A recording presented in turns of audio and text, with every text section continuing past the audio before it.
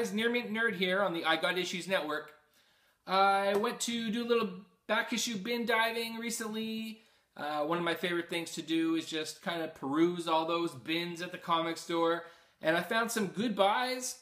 Didn't spend a lot, which is kind of the joy of bin diving.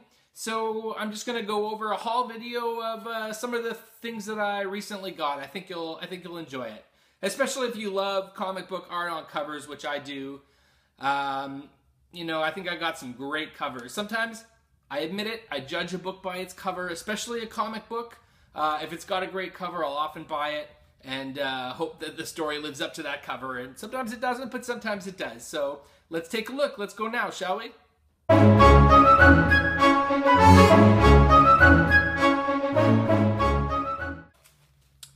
First up, Wonder Woman, number 172. Love that cover.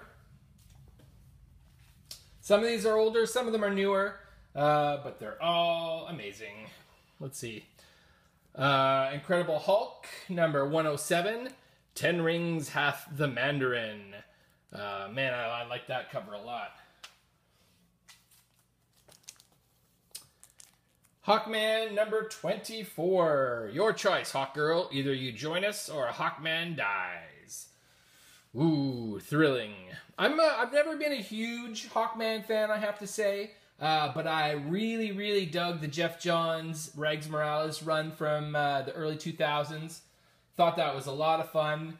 But he's got such a confusing backstory that sometimes it makes it a little difficult to kind of get into some of these back issues. But I like that cover. All right, next up, The Flash, number 173. The Flash is my all-time favorite mainstream DC character. Favorite mainstream character at any company, really. I've always been a huge Flash fan.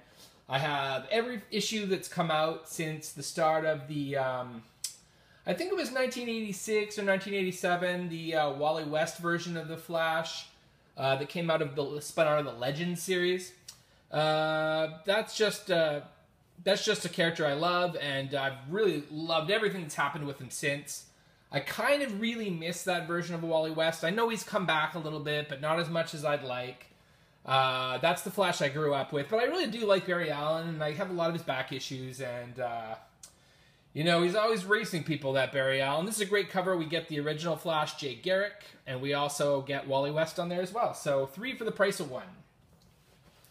Next up, Batman number 199. I love these old comics where I think this may be from that period. Maybe this is actually a little earlier, but where the cover artist would draw the cover first, and then the writer of the comic would have to write a story that represented that cover. I think that's a really fun way to do it. I don't think it necessarily makes for the best stories, but it sure makes for great covers, and it sure makes for very imaginative storytelling. All right, we got, Superman number 199. One of the very famous things that Superman and the Flash do is team up and have races.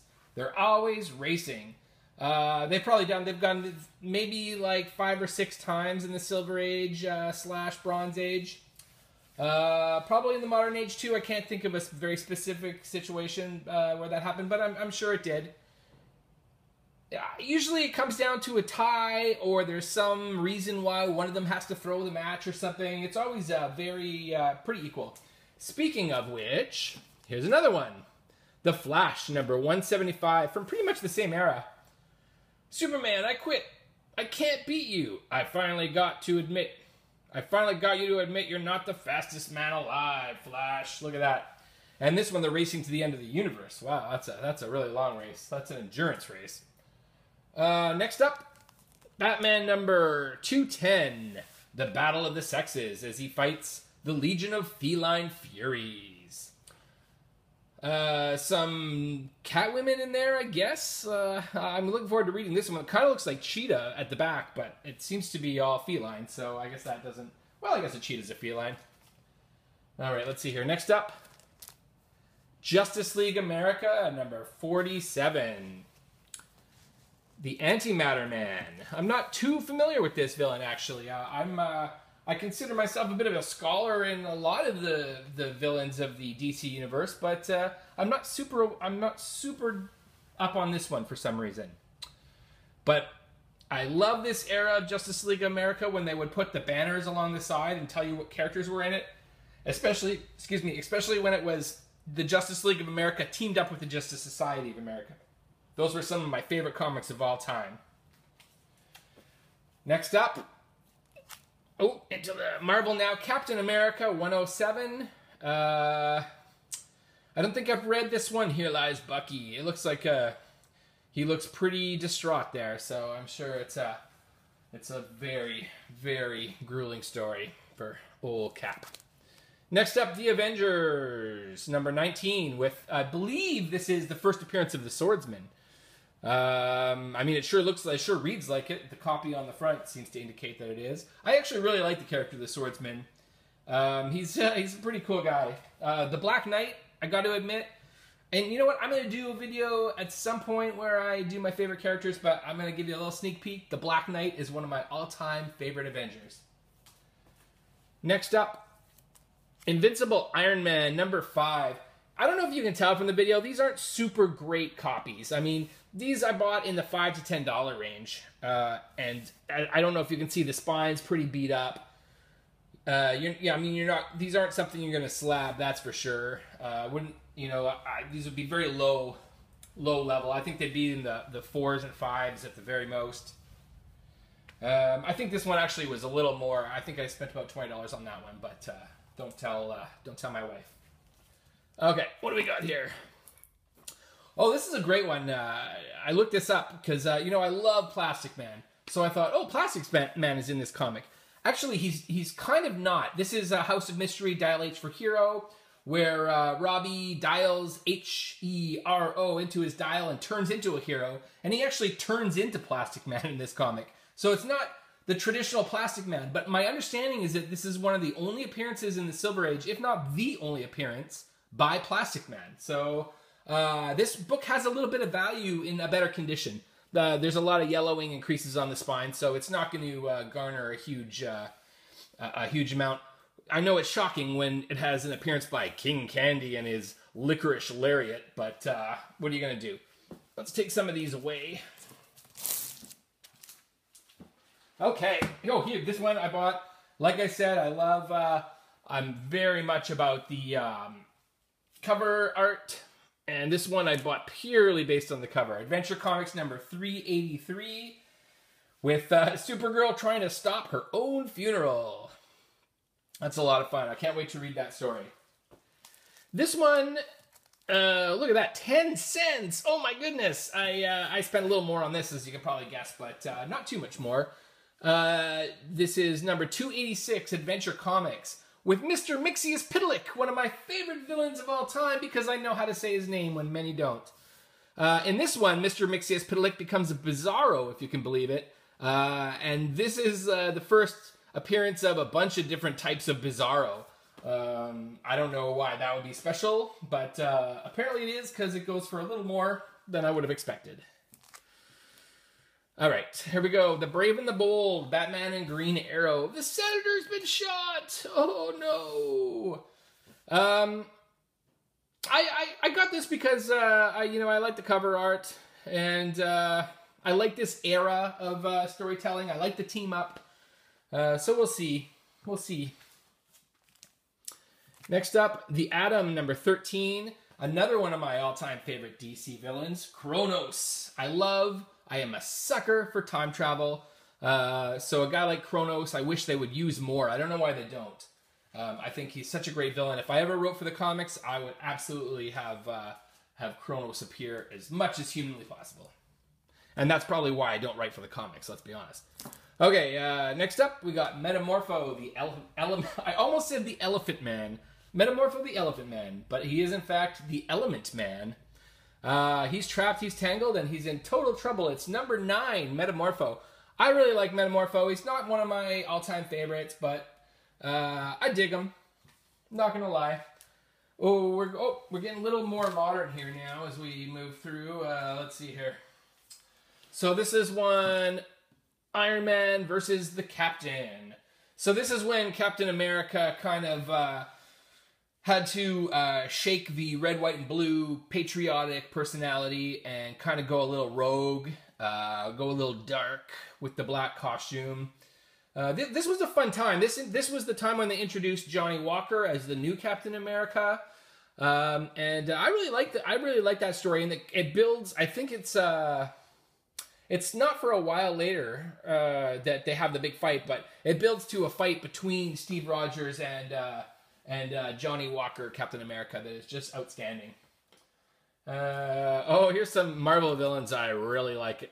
Iron Man 188, featuring the Brothers Grimm. I really like these guys. They're a lot of fun. I played them in HeroClix not too long ago as a pair, and man, they were tough. But here, Iron Man seems to have them under control. All right, next up, we got Iron Man number 147.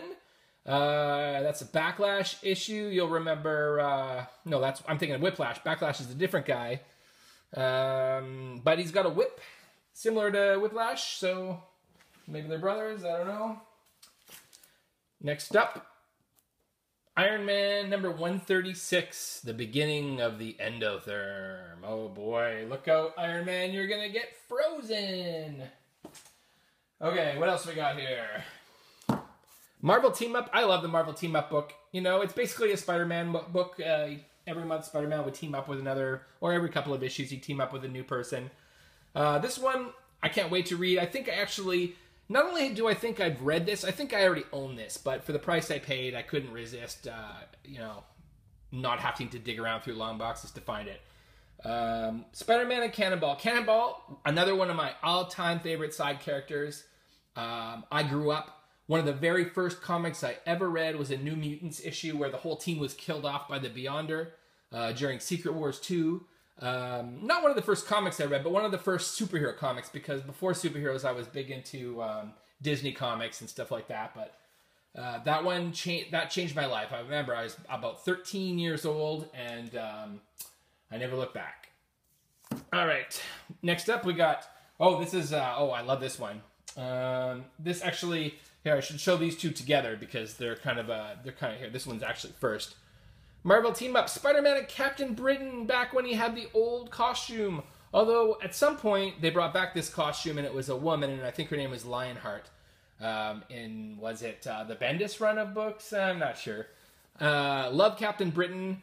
I like the newer costume a little bit better than this one, but I sure love Brian Braddock.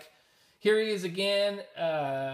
This is the issue later, number 66, trapped in Murder World with Arcade. Love Arcade, great villain. He's kind of, I would compare Arcade to Jigsaw from the Saw movies.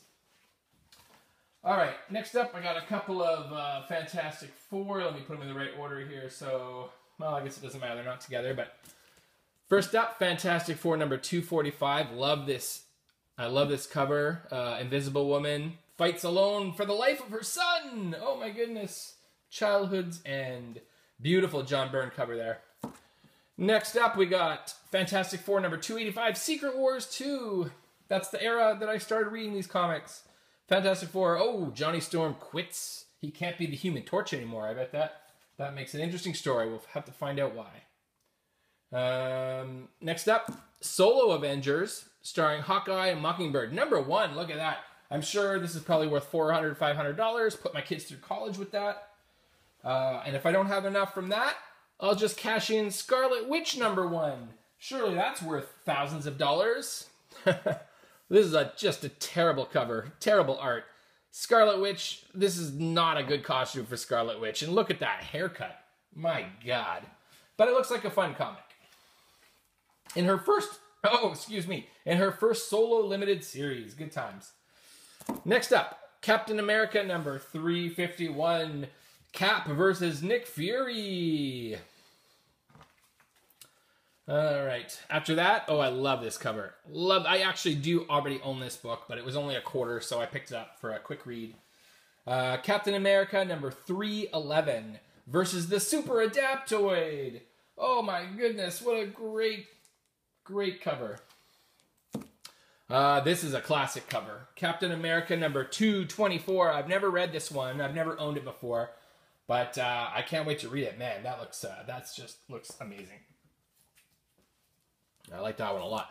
Okay, next up, we got, is this, who's this? Jay Lee, I think, with Spider-Man number 41, guest starring Iron Fist. Wow, that's you know, I really like Jay Lee in the 90s, but boy, those are a lot of muscles, I'm not sure it holds up as well as maybe some of the other artists. So this is, of course, the Spider-Man title that was started as a vanity title for Todd McFarlane, and then he took off to work for Image, and it was left to some of the other house guys like Jay Lee. Next up, another one from this era, actually slightly before, but still past the McFarlane era, I think. Spider-Man number 17 with Thanos and the Infinity Gauntlet. My goodness, that is a topical comic. Wow, I gotta get that one on eBay while it's hot. And finally, the last comic to look at today, The Invincible Iron Man number 95.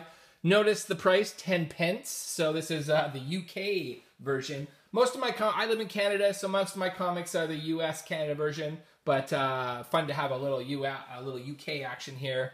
Only the Armored Avenger stands between our nation's capital and certain destruction. A little Ultimo action. Okay, so guys, that's it for the video. Hope you had a really nice time. If you're having fun here, let's do it again. And please subscribe. I want to thank the few people who have already subscribed. That is just outstanding. I want to keep doing these videos. So, you know, please send me some comments. Tell me what you're liking, what you're not liking. And subscribe. All right, take care, everybody. See you next time.